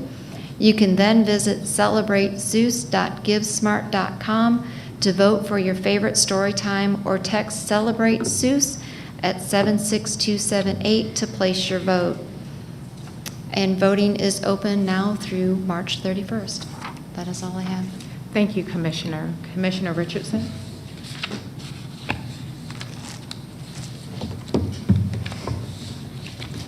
Thank you. From the office. So this last weekend, we launched the first Acts of Kindness, which is a series of us doing different community engagement. We call it community transformation through community service. And so with every new unique experience, we have a debriefing afterward to talk about the systemic issues. So the this first particular week, we did recycling with Keep Cobb Beautiful. So as you see, got our nice little picture up. Talked a little bit about glass recycling, and then also what we can do as a county structurally moving forward. And we are in the process of determining what our next, we'll do this on a monthly basis, what our next acts of kindness will be. So if you have any ideas, please shoot them over. We're open. Next, priorities tour. We didn't extend it again. It is completed. I am really happy. We had a lot of different tour stops around the district, a lot of feedback on the priorities. And so now we are gearing up for our, basically a readout of what came as the results. So that will take place April 6th at Sewell Mill Library. And that will also be streamed, as well as some will be invited to be in person. So that is the update on the priorities tour. The new website is up. So I promised early on that we would modify our website to be open for just constituent services in general, to make things a little bit more streamlined. And of course, we connect to a lot of the different services provided through cobbcounty.org, but jerichorichardson.com, and you can access whatever you want. And then, of course, we're always open for volunteers/interns, but really volunteers, to work in different capacities. So if you're interested in getting involved in any way, shape, or form, got the QR code up again. I'm going to take an extra couple of seconds to say this sentence in case anyone wants to take a picture of it. Take you to the link. All right, next. So community updates. First up, we've got the Atlanta Science Festival. So it returns, it has returned March 13th through 27th with 80-plus virtual self-guided and outdoor events, and we're a part of it. The 2021 event schedule is now live at atlantasciencefestival.org. So find it on that website, and you can access one of the particular requests from the library with Metro Atlanta Libraries missions.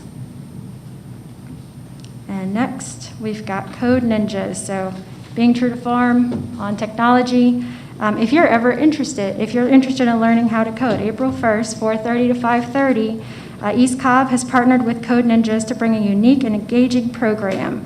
Children ages 9 to 12 can learn how to use JavaScript and can attend this program to learn basic programming and harness your math and writing skills and master the language. Learn how syntax works, and you can build 2D games that run on a web browser. So if you have any ideas, that's the special thing about coding, is you can actually make it come to fruition. And that concludes my statement. Thank you, Commissioner Richardson. Commissioner Burrow?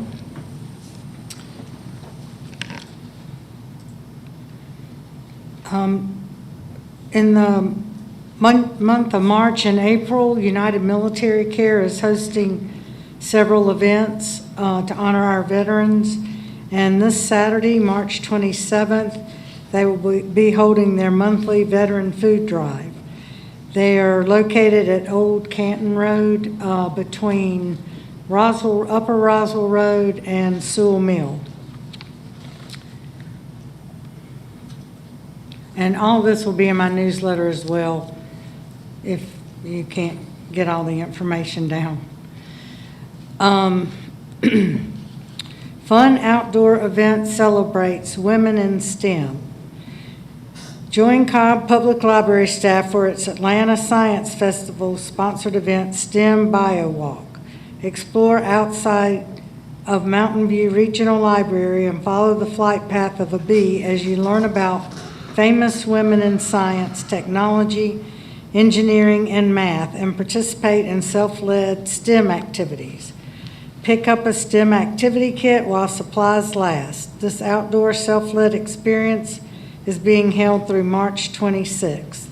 Participants are asked to follow COVID safety measures, and the Mountain View Library is located at 3320 Sandy Plains Road in Marietta. The Town Center CID is asking for public input on the Bells Ferry Road corridor study.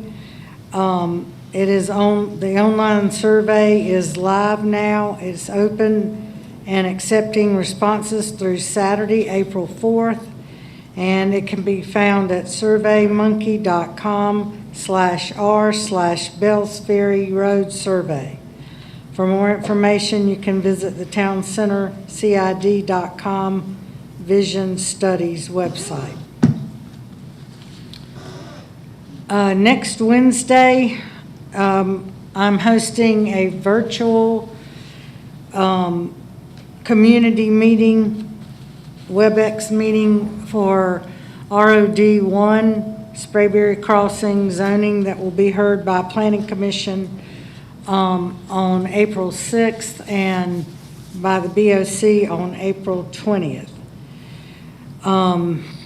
There's a lot of information out there. I do ask that you email me questions prior to the meeting, as staff will be presenting recommendations and comments and answering questions online. So it's March 31st at 6 p.m., 6 to 7:30 You can go to cobbcounty.org/community-development/zoning to download the documents. And there is a link to sign up for the WebEx meeting to register. All that is also in my newsletter. Will be in my newsletter. Keep Cobb Beautiful. There's several events coming up that you really are going to want to take advantage of. April 10th is electronics recycling from 9 to 1 at the Cobb County Police Academy, located at 2435 East-West Connector in Austell. Paper shredding is May 1st from 9 a.m. until 1 p.m. at Argyle Elementary Parking Lot, 2420 Spring Road in Smyrna. And textiles recycling is on May 22nd at Larry Bell Rec Center, located at 548 South Marietta Parkway in Marietta. There will also be 2 medication take-back events on April 24th from 10 to 2, one at Freeman Pool Senior Center, 4025 South Hurt Road, Smyrna, and the other one at Police Precinct 1, 2380 Cobb Parkway in Kennesaw. You can also bring your hefty bag materials to these collection sites as well. And again, go to cobbcounty.org/keepcobbbeautiful for more information. 2 weeks ago, Piedmont Church, March 12th, hosted a cookout for Precinct 1 officers at Piedmont Church at Piedmont Road near Canton Road. And Piedmont Church is doing a Love Does project. And in April, they will be at the Sheriff's Office and some other public safety locations in Kennesaw Police and other locations. But this was dedicated to Precinct 1, and they cooked for 80 attendees. So Commissioner Gamble was there. I was out of town and couldn't make it, but it was a great event, and we thank Piedmont Church for all their sponsorships and taking care of our public safety officers. I have to take this off. Our Superior Pets for Patriotic Vets is up to 187 adoptions. On the left, top left, Mr. Bolton served 6 years in the U.S. Army and Army Reserves. He adopted a black and tan Rottweiler named Deacon. In the center is Miss Richardson, who served 7 years in the Army. I'm sorry, Mr. Richardson. And adopted a black and white pit bull. Right photo, Mr. Spinella served 8 years in the Army and adopted a gray and white Weimaraner. I think I have those pictures mixed up on this sheet. But anyhow, we want to thank them all for their service and for giving these beautiful dogs a new forever home. I would like to say Happy Easter because we won't have another meeting prior to Easter, and county offices will be closed on Friday, April 2nd, April 1st? 2nd, thank you. And then I had one more thing that didn't make a slide, but I'd like to tell you about a life-saving event that happened at Shaw Park. On Friday, March 19th, a patron of Shaw Park experienced sudden cardiac arrest while playing pickleball. It appears that bystanders initiated CPR and retrieved a county-owned automatic external defibrillator AED from the nearby Gritters Library. And our librarian, Janelle Speck, provided the AED to the park's patrons.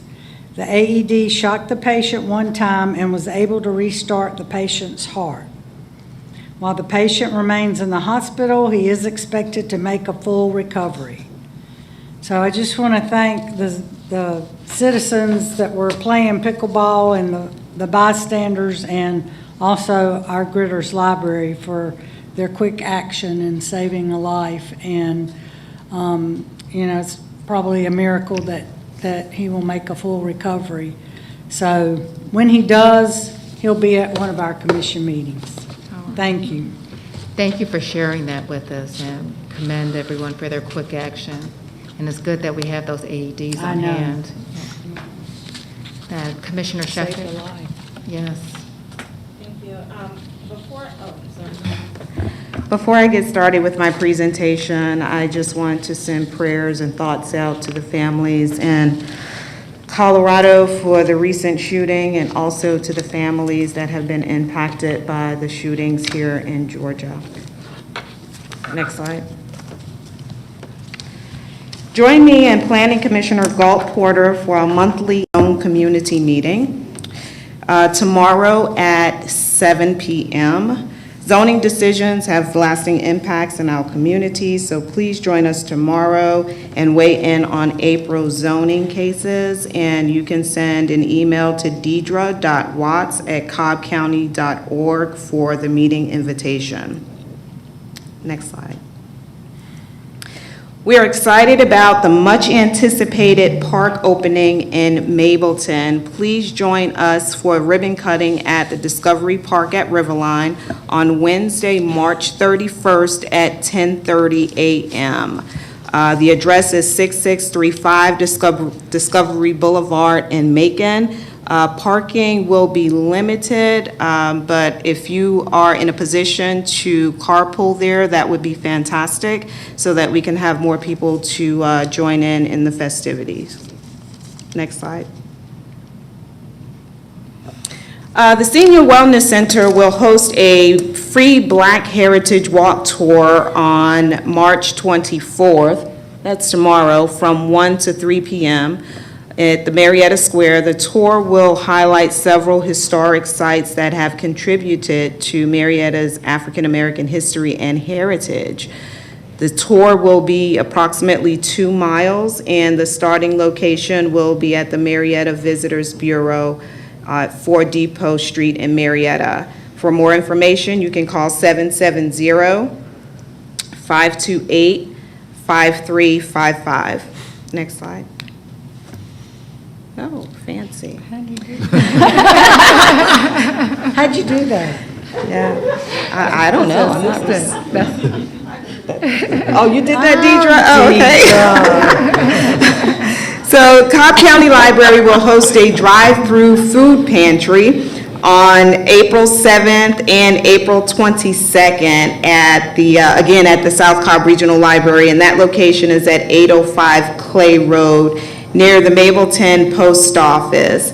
The Atlanta Community Food Bank, in partnership with South Cobb Regional Library, will distribute a 20-pound food package per family on a first-come, first-served basis.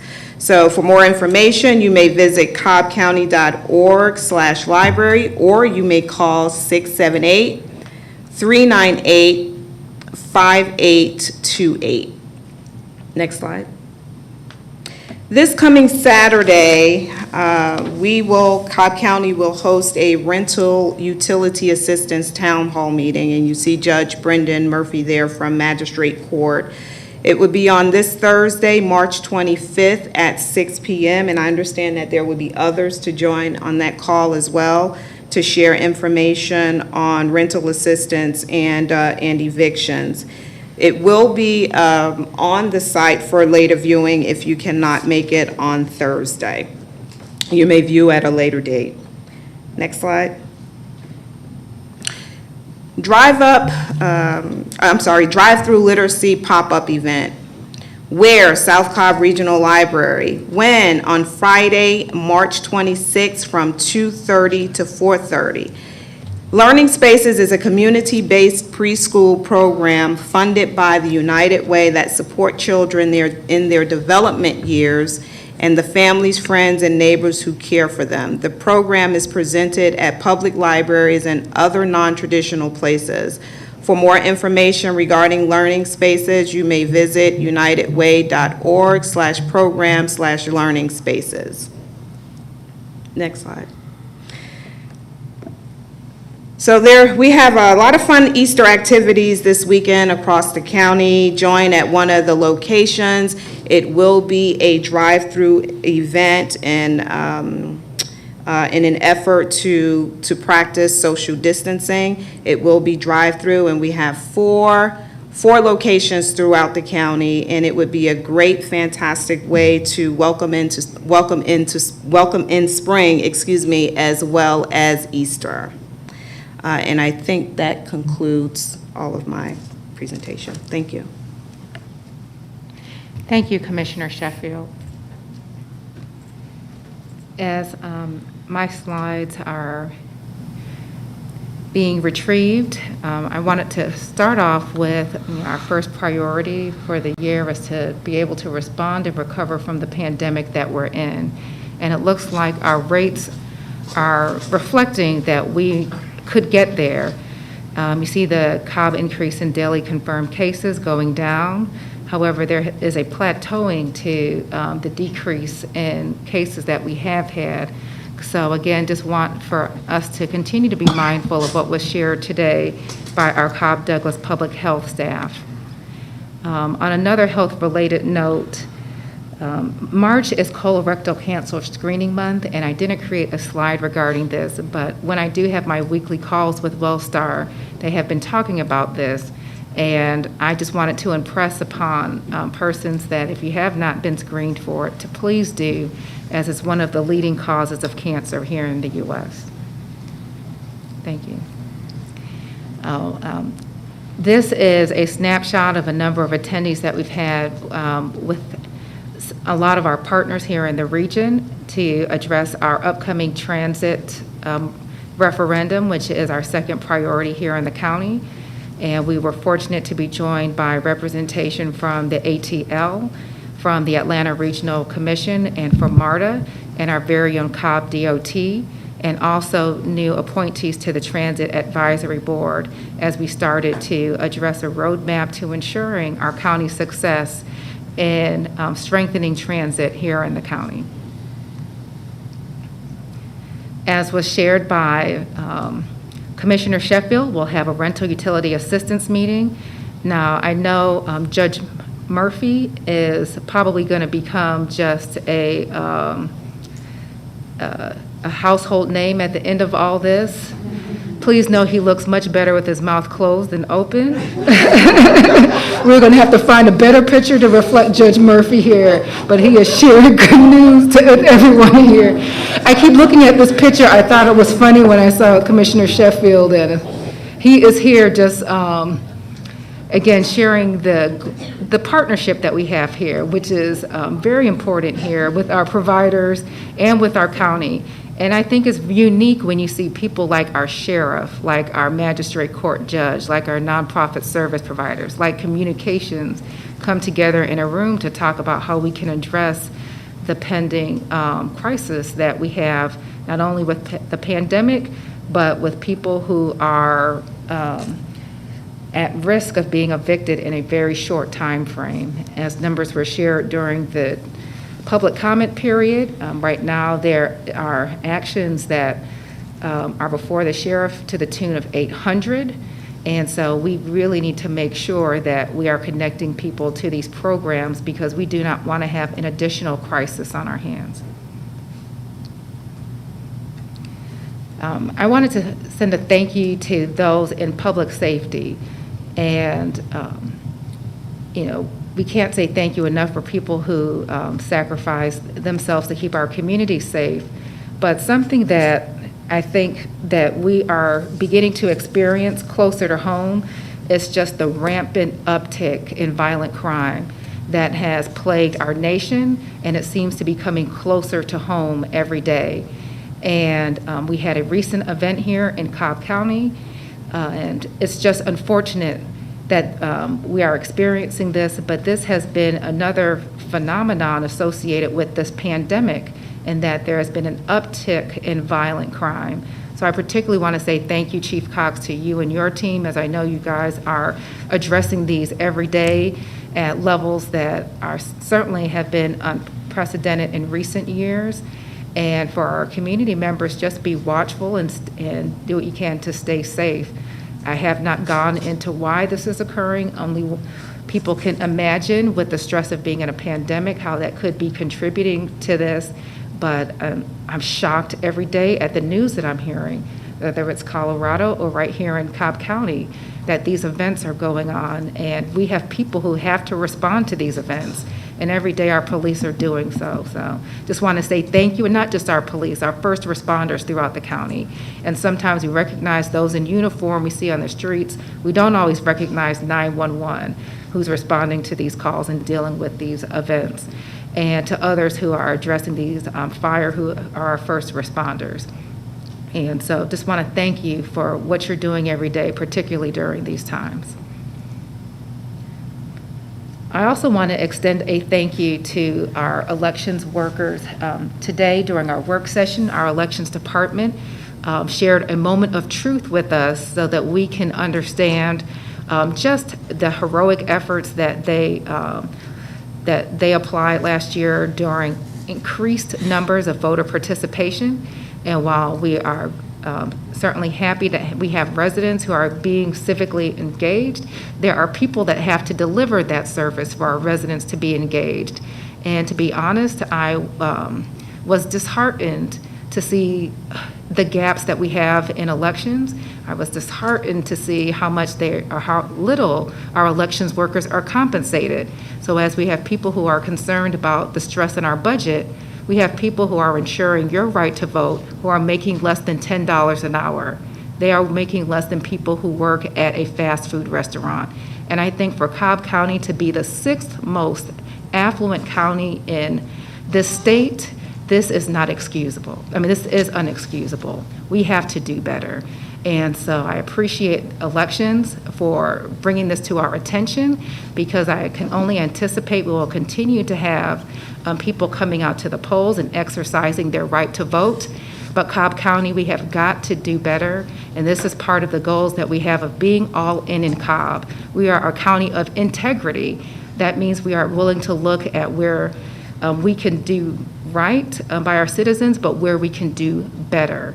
And a lot of the gaps, even with Commissioner Richardson's and Commissioner Sheffield's comments around the probate court item we had today, they are addressing real needs that are here in the county and the challenges we have, because we have not always been forthright about where our challenges are, and we have continued to put forward budgets because we want to be a conservative county, but we also need to be a county that deals with our needs constructively so that we do not continue to have gaps that make us vulnerable for the years to come. So again, I want to say thank you to our elections workers, thank you to public safety, and thank you to our employees every day that make us look good as we serve Cobb County. With that, everyone, have a great evening.